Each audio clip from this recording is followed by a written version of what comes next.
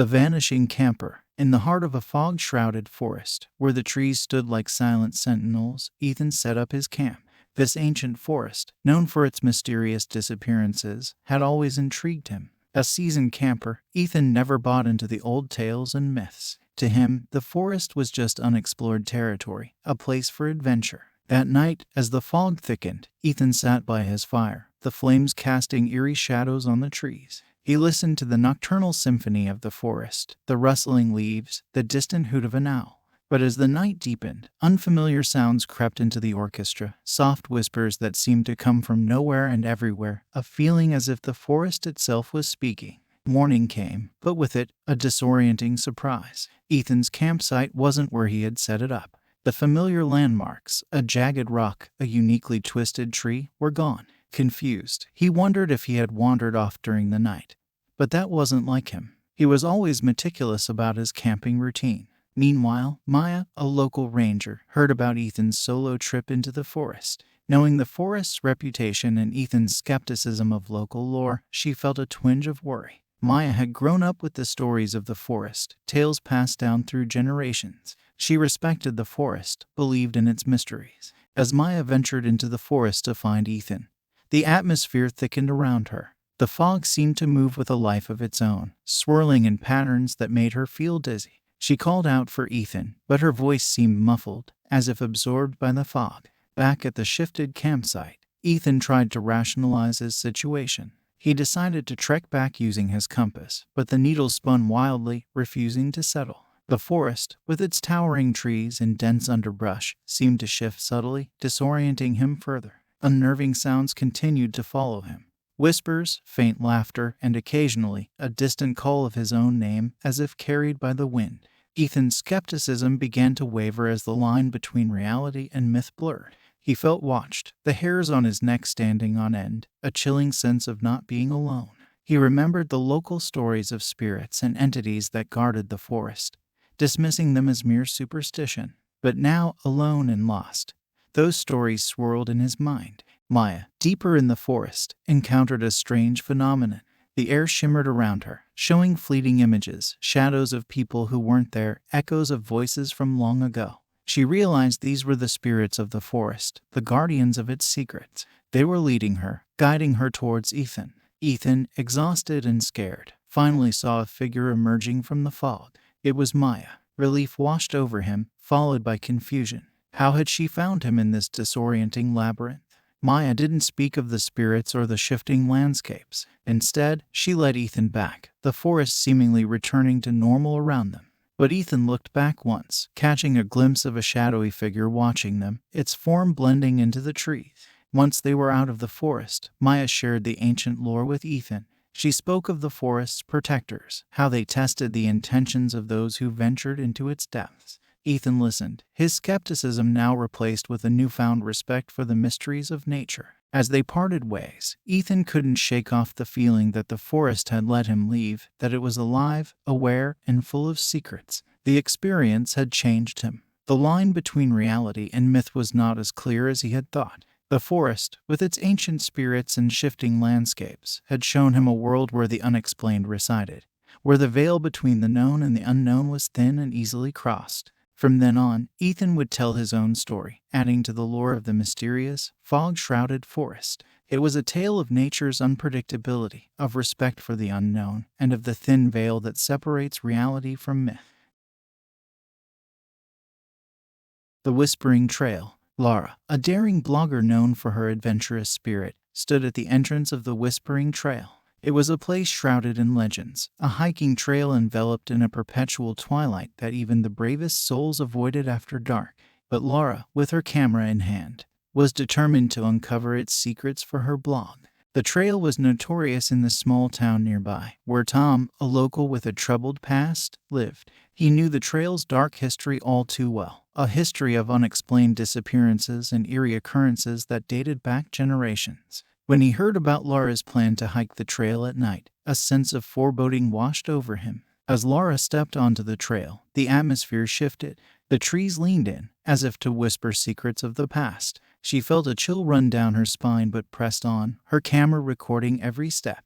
The deeper she went, the more the trail seemed to change. paths twisted unexpectedly, and the faint light from her flashlight seemed to get swallowed by the darkness. It wasn't long before Lara's equipment started to malfunction. Her camera flickered, distorting the images, and her GPS spun in circles, losing its signal. She stopped, realizing she was no longer on the familiar path. Panic set in as she tried to retrace her steps, but the trail seemed to have a mind of its own, leading her further into the unknown.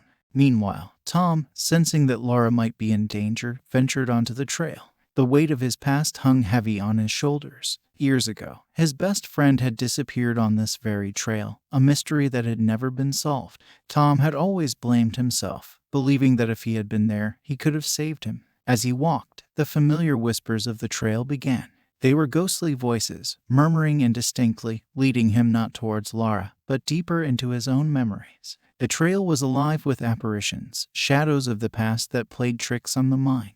Lara, meanwhile, found herself disoriented, the whispers growing louder. They seemed to guide her, yet every direction led to more confusion. She stumbled upon a clearing where the whispers crescendoed into discernible voices. It was as if the souls of the trail were speaking to her, sharing tales of sorrow and warning. Just as Lara felt she could no longer bear the haunting voices, Tom found her. Their meeting was a brief moment of relief in the enveloping dread of the trail. Tom, seeing the fear in Lara's eyes, knew they needed to leave immediately. He led the way, but the trail was not the same as he remembered.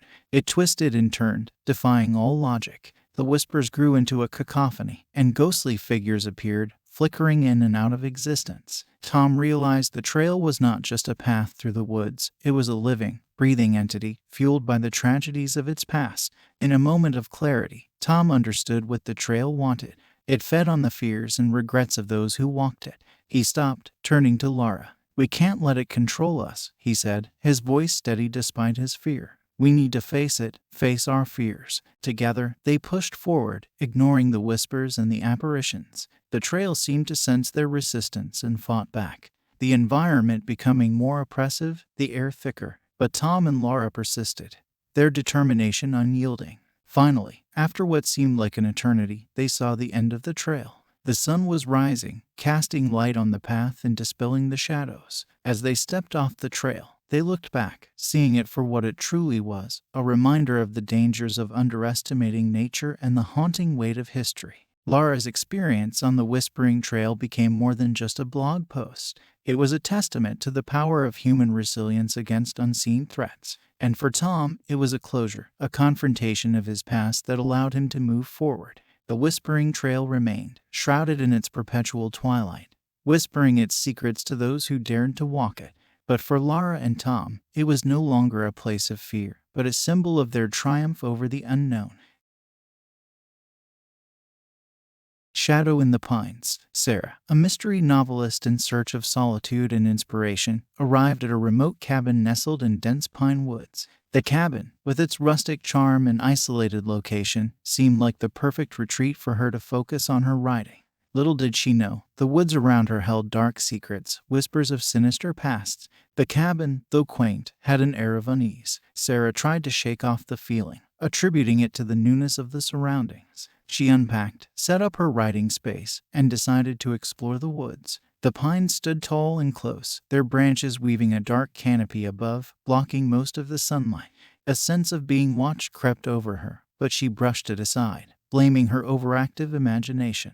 That night, Sarah's dreams were vivid and disturbing. She dreamt of shadowy figures moving between the trees, chanting in a language she couldn't understand. The dreams felt so real that when she woke up, she wasn't sure where the dream ended and reality began. She tried to write it off as the result of the stress of her new book, but the unease lingered. Meanwhile, Detective James, a seasoned investigator, was looking into a series of strange disappearances in the area. His investigation led him to the history of the cabin and the woods surrounding it. He unearthed old police reports and newspaper articles about a cult that used to operate in the area, known for their sinister rituals and rumored to have connections to the disappearances. Back at the cabin, Sarah's experiences grew more unsettling. Objects moved on their own, strange marks appeared on the windows, and the feeling of being watched intensified. She began to see fleeting shadows out of the corner of her eye, always just beyond clear sight. Her dreams continued, each more vivid than the last, blurring the lines between sleep and wakefulness. Detective James decided to visit the cabin, hoping to warn Sarah and gather more information. When he arrived, Sarah shared her experiences, her fears mirrored in his findings. As they talked, they noticed a shadowy figure watching them from the edge of the woods. It vanished when they tried to focus on it, leaving them with a chilling realization the legends might be more than just stories. That night, the atmosphere in the cabin grew oppressive. Sarah couldn't shake the feeling that something was about to happen. Her dreams spilled into her waking moments, and she heard whispers echoing through the cabin. James, staying nearby, felt a growing sense of dread. He knew they were running out of time to unravel the mystery. In the early hours of the morning, Sarah and James ventured into the woods, following the whispers and shadowy figures. They stumbled upon the remnants of old ritual sites, evidence of the cult's presence. The deeper they went, the more intense the feeling of being watched became. As dawn approached, they found themselves in a clearing. In the center stood an old altar, and around it, the remnants of the cult's last ritual. It was then that the truth dawned on them. The cult had never left. They had been living among the shadows, and the cabin was their lure for new victims. Sarah and James realized they needed to leave immediately. But as they turned to go, the shadowy figures emerged from the trees surrounding them. The line between reality and fiction, the past and the present, blurred into a nightmare. In a desperate bid for survival, Sarah and James fought their way through the encircling figures. The shadows seemed to recoil from their determination, their will to survive. They made it back to the cabin, barricading themselves inside. As the sun rose, the shadows retreated into the woods, and the oppressive atmosphere lifted. Sarah and James knew they had narrowly escaped a horrific fate. They also knew they had to share their story, to warn others about the sinister legacy hiding in the shadows of the pines. Detective James continued his investigation, now with a personal vendetta against the cult. Sarah, her experience too real to ignore, incorporated the terrifying ordeal into her next mystery novel. The cabin in the pines stood empty, a silent witness to the blurred lines between fiction and reality, and the legacy of forgotten crimes. The woods remained, whispering their dark secrets to those who dared to venture too close, a haunting reminder of the shadows that lurked just beyond sight. The Lost Village. In the heart of a dense forest, shrouded in mist and forgotten by time, lay the ruins of an abandoned village. Alex, a historian with a burning curiosity for the unexplained, and Elise, a direct descendant of the village's last known residents, ventured into this forgotten place, drawn by its mysteries and haunted past. As they walked through the overgrown paths, the silence of the abandoned village was eerie. Houses, once filled with laughter and life, now stood as hollow shells, their stories buried under layers of dust and decay. Alex's eyes gleamed with excitement, while Elise felt a strange sense of homecoming, a connection to her ancestors she couldn't explain. The first sign that something was amiss came when they discovered an old locket on the ground. As Elise picked it up, a chill ran down her spine. The moment her fingers brushed against the cold metal, images flashed before their eyes, scenes of village life, but with an undercurrent of fear and despair. Night fell, and the village transformed. The air grew thick with a sense of foreboding. Shadows seemed to move on their own, and the sounds of the night were unnaturally loud. Alex and Elise set up camp in one of the sturdier houses, trying to brush off the unease creeping into their minds. But as they tried to sleep, the past came alive around them. They heard the distant sound of laughter, of music, a village in its heyday, only to be replaced by screams, cries of terror that echoed through the night. Alex and Elise woke up, their hearts racing, unsure if they had dreamt it or if it was real. The next morning, they explored deeper into the village, uncovering relics and artifacts. Each item seemed to trigger more flashbacks, more echoes of the past. It was as if the village was sharing its story with them, showing them glimpses of its cursed history. As they pieced together the story, they learned of a dark secret the village had harbored. A curse, born from a forbidden knowledge sought by the villagers, had doomed them. The village was caught in a repeating cycle of its last days, a time loop that replayed its doom over and over. The realization hit them like a cold wave.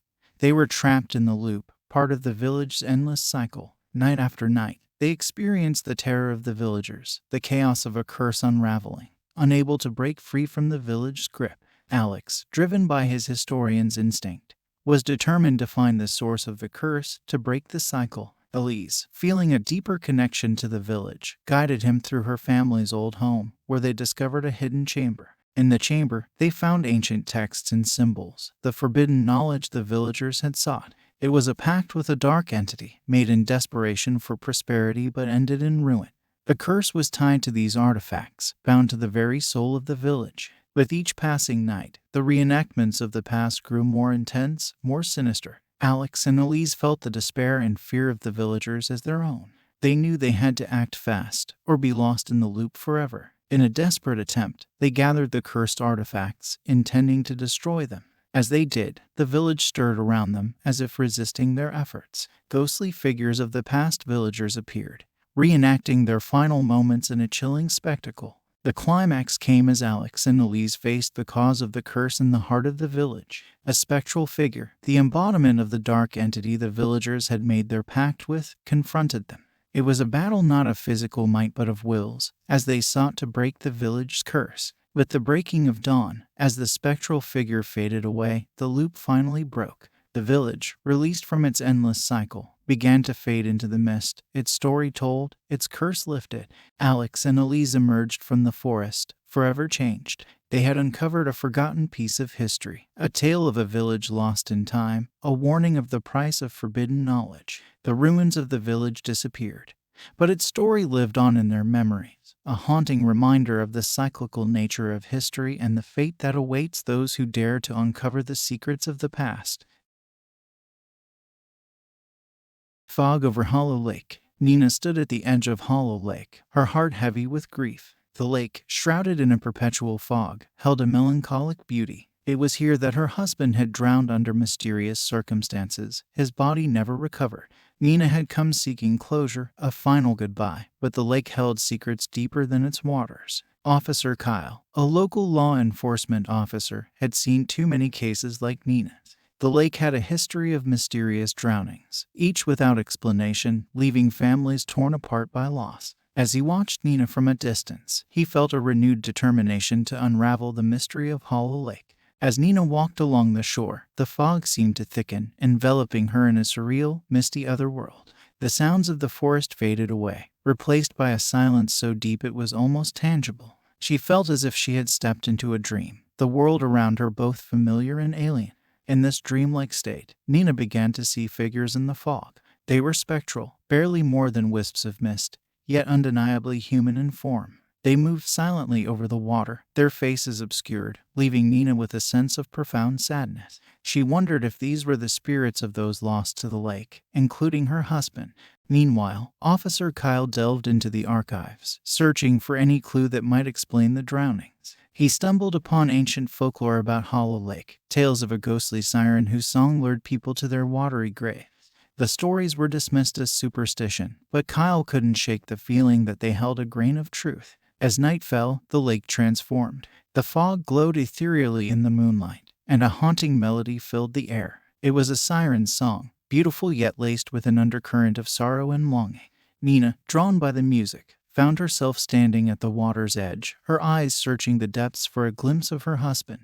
Officer Kyle, arriving at the lake, heard the melody and rushed to find Nina. He found her entranced by the song, her gaze lost in the fog. He called out to her, but his voice seemed to dissipate in the mist. He knew he had to break the spell before it was too late. In a desperate attempt, Kyle plunged into the fog, reaching for Nina. His touch broke the trance, and the melody faded into silence. They stood together at the lake's edge, the mystery of Hollow Lake unraveling before them. The fog cleared, revealing the lake in all its serene beauty. But in the calm waters, a figure appeared. It was the siren, a supernatural entity bound to the lake, her expression one of eternal sorrow. She spoke without words, her story flowing into Nina and Kyle's minds. The siren had once been a mortal woman, betrayed and drowned in the lake by a lover. Her spirit, consumed by grief and betrayal, became part of the lake, her song a lament for her lost life and a call to those who suffered as she had. Nina understood then that the siren had not lured her husband to his death.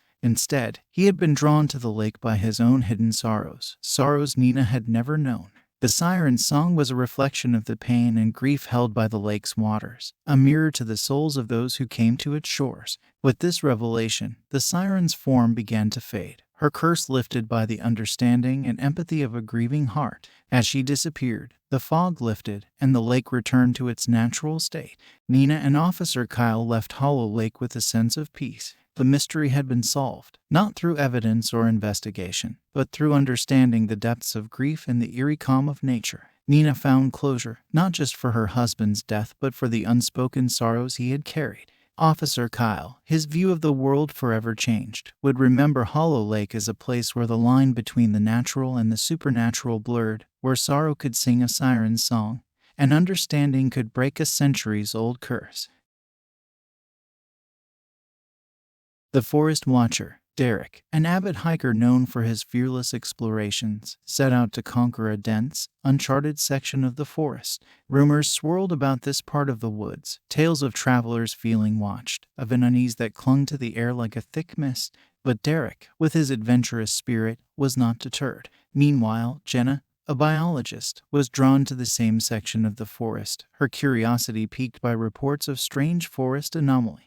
Her scientific mind sought explanations for the inexplicable feelings reported by those who had ventured into these woods. As Derek delved deeper into the forest, the canopy above grew thicker, filtering the sunlight into a perpetual twilight. He noticed the silence, an oppressive, heavy quiet that seemed to absorb sound. The further he went, the stronger the sensation of being watched became. It was an unsettling feeling, one that gnawed at his usually unshakable confidence. Jenna, studying the flora, began to notice peculiarities. The plants here were different. They seemed to move with purpose, reacting to her presence. She observed vines that seemed to shift when she looked away, and flowers that turned to follow her movements. It was as if the forest itself was alive, sentient, and aware of the intruders in its midst. As the day wore on, Derek realized he was lost. The familiar techniques he used to navigate were useless here. The forest seemed to change when he wasn't looking, paths twisting and turning in impossible ways. Panic began to set in. He tried to retrace his steps, but nothing looked familiar. The sensation of being watched intensified, making the hairs on the back of his neck stand on end. Jenna, through her observations, came to a startling conclusion. The forest was manipulating its environment. The plants weren't just sentient, they were actively responding to the presence of humans. She understood then that the forest was guarding itself against intruders, using its flora as a defense mechanism.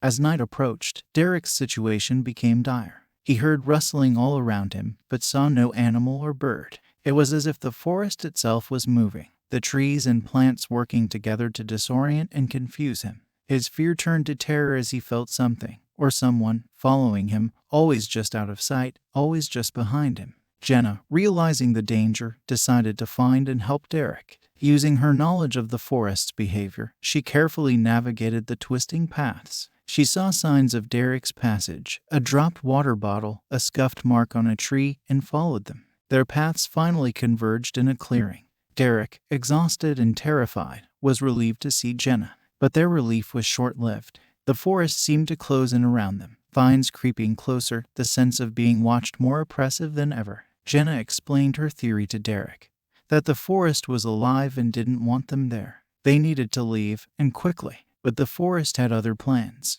The trees seemed to bend and twist, blocking their path, the vines snaking across the ground to trip them. What followed was a tense chase, a struggle to escape the forest's grasp.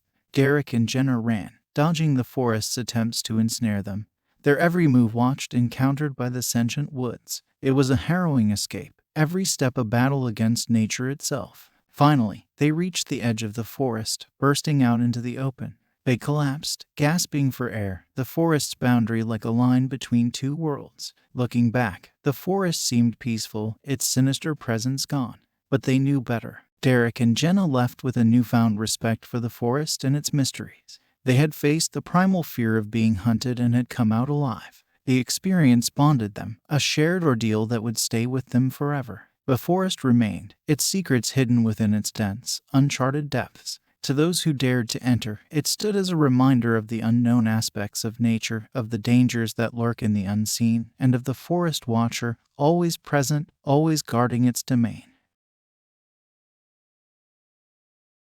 Echoes in the Mist. Emily, a skilled sound engineer with a passion for recording natural soundscapes, arrived in a mist-shrouded valley, drawn by stories of its mysterious echoes. The valley, nestled between looming mountains, was said to carry voices from both the past and the present, blending them in a haunting chorus that resonated through the mist. Meanwhile, Mark, a local who had grown up in the shadow of the valley, held a deep connection to this place, one marred by tragedy. His family had lived here for generations, and an air of sorrow hung over their history, whispers of a dark secret closely guarded. As Emily set up her recording equipment, the mist seemed to dance around her, as if alive. She pressed record, and the valley began to whisper its stories. The echoes were unlike anything she had ever heard, voices speaking in languages long forgotten, mingling with more recent, familiar sounds. It was as though time itself was warped within the valley, allowing echoes from different eras to coexist. Mark, drawn to Emily's project, shared with her the legends of the valley. He spoke of a family curse, one that had plagued his ancestors for centuries. The curse was said to be tied to the valley, its origins lost in the mists of time. Emily listened, her scientific mind skeptical but intrigued by the depth of belief in Mark's voice. As night fell, the valley transformed. The echoes grew louder, more insistent. Emily's equipment captured voices that seemed to be speaking directly to her, recounting tales of love, loss, and betrayal. Among these voices, she heard a recurring whisper, a plea for help that sent chills down her spine. Mark, hearing the recordings, recognized the voice. It was his great-grandmother, who, according to family lore, had vanished in the valley, never to be seen again. This revelation shook him to the core. The curse was more than just a story, it was real, and it was reaching out to him through the mists of time. Determined to uncover the truth, Emily and Mark ventured deeper into the valley. The mist enveloped them, its damp touch like ghostly fingers. As they walked, the echoes guided them, leading them to an old, forgotten part of the valley, where the remains of an ancient settlement lay hidden. Here, the echoes were overwhelming. Voices from different times overlapped in a cacophony of sound, making it hard to distinguish past from present.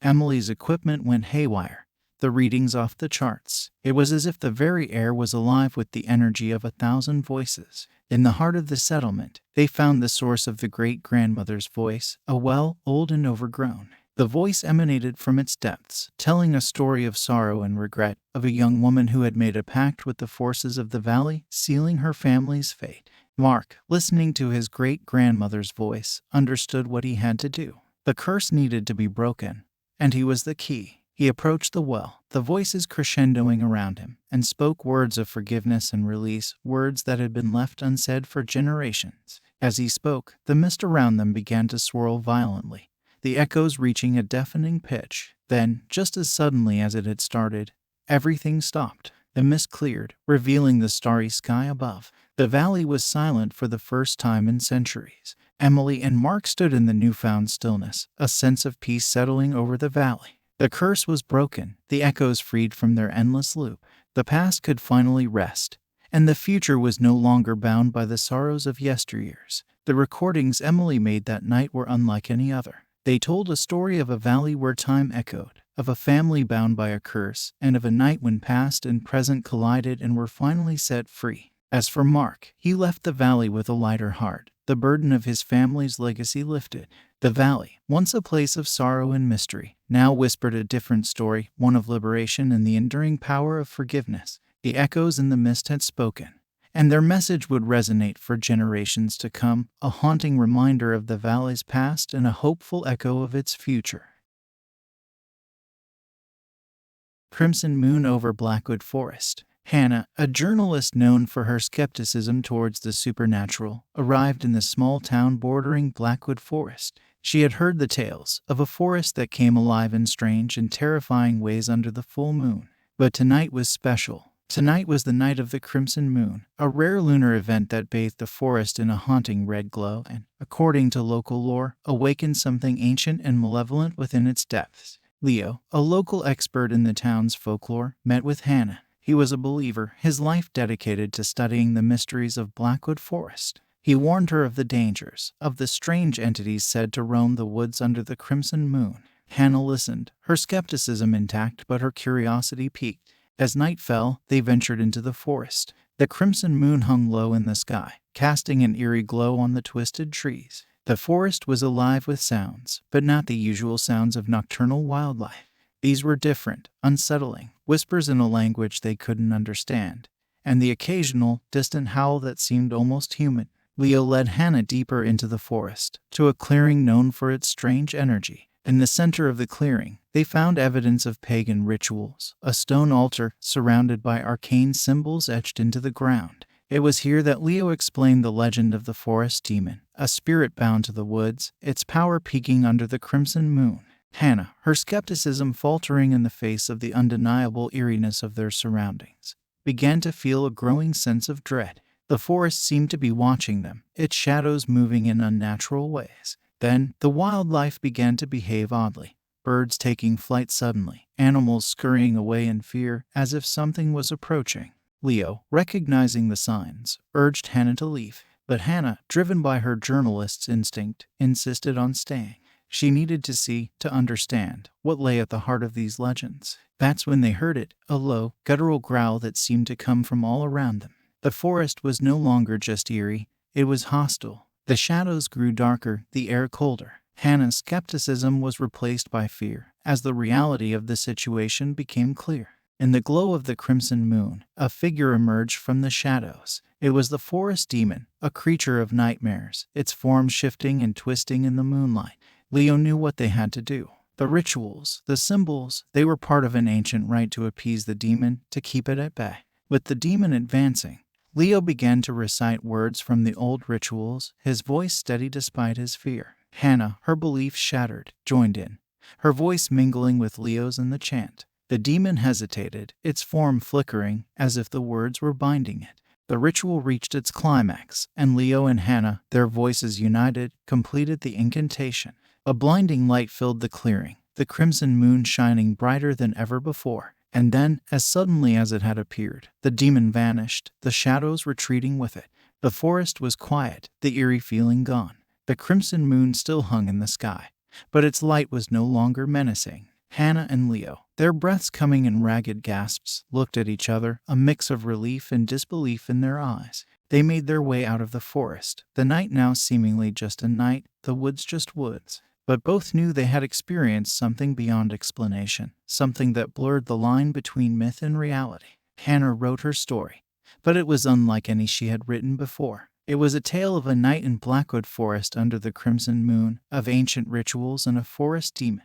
It was a story of the clash of skepticism and belief, and the undeniable power of ancient forces. As for Blackwood Forest, it remained, its secrets hidden under the canopy of trees. But now, there were two more who knew its truth, two more who had seen what lay beneath the surface of legends. The crimson moon would rise again, and with it, the stories and fears. But for one night, Hannah and Leo had stood against the darkness of the forest, their story a testament to the mysteries of the world that lay just beyond the realm of belief. The Forgotten Path. In the heart of a dense forest, hidden under the overgrowth and erased from every map, lay an old path known to few. Carrie, an urban explorer with a hunger for the undiscovered, stumbled upon this path during one of her expeditions. The locals, including Old Man Jenkins, a recluse who lived on the outskirts of the forest, had long forgotten or chosen to ignore the path's existence. As Carrie stepped onto the path, the world around her seemed to shift. The air felt heavier, and the forest sounds were muffled, as if she had stepped into another realm. Undeterred by the eerie atmosphere, she pushed forward, her camera recording every step. Old Man Jenkins, upon learning of Carrie's venture, felt a sense of dread. He knew the path's history, a history steeped in mystery and warnings. He had kept the path's secrets for years, but now he feared those secrets might claim another curious soul. The path twisted and turned, leading Carrie deeper into the forest. As she walked, she noticed strange occurrences. Her watch spun wildly, time seemed to slow down and speed up unpredictably, and the flora around her appeared both ancient and strangely futuristic. She realized she was experiencing temporal anomalies, distortions in time itself. Meanwhile, Jenkins, feeling a responsibility to share the path's history, set out to find Carrie. He found her standing mesmerized by a strange, glowing plant, its light pulsating in a rhythmic pattern. He explained to her that the path was a gateway, a bridge between times, guarded by an ancient spirit. The path's existence was a closely guarded secret, meant to protect the world from the spirit's wrath. Carrie, fascinated by the revelation, continued to document her experience, her skepticism giving way to wonder. Jenkins shared tales of the path's guardians, entities that had once walked the earth in an age long forgotten. They had been protectors, but their power was too great, and they had been confined to this path, this liminal space between times. As they ventured further, the path's atmosphere grew increasingly surreal. The trees seemed to whisper in a language unknown, and shadows moved just beyond their vision. Jenkins warned Carrie that they were nearing the heart of the path, the dwelling of the forgotten deity, the ancient guardian of the path. The final confrontation came as they reached a clearing, where the fabric of time seemed to tear. In the center stood an ancient stone altar, covered in runes that glowed under the light of the moon. The air around them vibrated with power, and a figure emerged from the shadows, the guardian deity, a being of immense power, its form shifting between that of a fearsome beast and a wise, old sage. Jenkins and Carrie stood frozen, realizing the gravity of their situation. The deity spoke in a voice that echoed through the ages, questioning their presence on the sacred path. Jenkins, with a voice trembling with fear and respect, pleaded their case, explaining their accidental intrusion and Carrie's innocent curiosity. The deity, after a moment that seemed to stretch for an eternity, decided to spare them, but not without a warning. They were to leave the path and never return, and the secret of the path was to remain just that, a secret. The guardian's role was to protect the balance of time, a balance that humans were not meant to disturb. Carrie and Jenkins hastily made their way back, the path seeming to return them to their own time. As they emerged from the forest, the path disappeared behind them as if it had never been there. Carrie, her footage mysteriously wiped clean, was left with only her memories of the surreal journey. Jenkins, relieved that the guardian had shown mercy, returned to his reclusive life, his duty as the keeper of the path's secrets reaffirmed. The forgotten path remained hidden, its entrance visible only to those it chose to reveal itself to. It was a reminder of the mysteries that lay just beyond the veil of reality, of ancient guardians watching over secrets too powerful for the world to know. For Carrie, the experience was a testament to the allure of the unknown and the importance of respecting ancient secrets. The forest, with its hidden path and its timeless guardian, would forever be a symbol of the mysteries that lay waiting in the unexplored corners of the world. Whispers of the Old Grove. In the heart of a dense forest, there lay an ancient grove, untouched by time and civilization. The locals spoke of it in hushed tones, telling tales of how the trees within the grove could whisper secrets to those who listened closely. Rachel, a young botanist fascinated by plant communication, was drawn to this mysterious place, hoping to unlock the secrets held by these ancient trees. Sam, a local with deep spiritual ties to the grove, knew its importance. He believed that the grove was not just a cluster of old trees but a sacred space, a connection point to the wisdom of nature. When Rachel approached him for guidance into the grove, he saw in her a genuine desire to understand, and he agreed to be her guide. As they ventured into the grove, the air around them seemed to shift. The usual sounds of the forest fell away, replaced by a profound silence that seemed to hum with hidden life. The trees stood tall and majestic, their branches swaying gently as if communicating in a language only they understood. Rachel set up her equipment, eager to capture any form of communication from the trees. At first, there was nothing but the natural sounds of the grove, but as she attuned herself to the environment, she began to hear it, a faint whispering, as if the trees were speaking in a symphony of sighs and murmurs. With Sam's help, Rachel began to decipher these whispers. The trees spoke of the interconnectedness of all life, of the delicate balance that sustained the forest. But there was a sense of urgency in their whispers, a warning of a looming ecological catastrophe that threatened not just the grove but the entire forest. Sam, who had always felt a deep connection to the grove, understood that they were being called to action. The trees were guardians of ancient wisdom, and they were alerting them to an imbalance caused by human neglect and exploitation. As they delved deeper into the heart of the grove, the whispers grew louder. The trees spoke of a natural disaster that was imminent, a result of the disrupted harmony between man and nature. Rachel, who had always believed in the scientific explanation of phenomena, found herself confronted with a reality that was beyond her understanding, the reality that nature was a living, sentient force. The revelation hit them with the force of a thunderclap. The grove was not just a collection of old trees but a sentient entity, a guardian of the forest. It had existed long before humans walked the earth and held knowledge that was crucial for the survival of the entire ecosystem. Rachel and Sam knew they had to act quickly. They needed to warn the local community and work together to avert the impending disaster. The grove had chosen them, spoken to them, and now they bore the responsibility of its message. The journey back from the grove was a race against time. They gathered the community leaders, sharing the grove's message and urging immediate action. Initially met with skepticism. The urgency in Rachel and Sam's voices convinced the community to listen. Together, they implemented conservation efforts, working to restore the balance in the forest. The locals, who had once viewed the grove with superstition, now understood its significance. They joined in the efforts, guided by Rachel's scientific knowledge and Sam's spiritual connection. As they worked to heal the forest, the grove's whispers changed. The urgency faded, replaced by a sense of gratitude and hope. The trees, once warning of disaster, now spoke of regeneration and renewal. Rachel's research took on a new dimension. She had come seeking scientific data but had found much more, a deep, spiritual connection to the natural world. Her papers on plant communication now included references to the wisdom of the grove, a testament to the interconnectedness of all life. Sam, whose life had always been guided by the grove, found a new purpose in helping others understand and respect the natural world. He became a bridge between the ancient wisdom of the grove and the modern world, teaching the importance of living in harmony with nature. The grove continued to thrive, a sacred space of ancient wisdom and natural beauty. Its whispers were no longer warnings but messages of hope and guidance, a reminder of the deep bond between humanity and the natural world. Rachel and Sam often returned to the grove, listening to its whispers, now a comforting symphony of the forest's heartbeat. They had prevented a disaster, but more importantly, they had opened the eyes of many to the mystical and unsettling beauty of the old grove, a place where the whispers of ancient tree spirits spoke of the eternal wisdom of nature.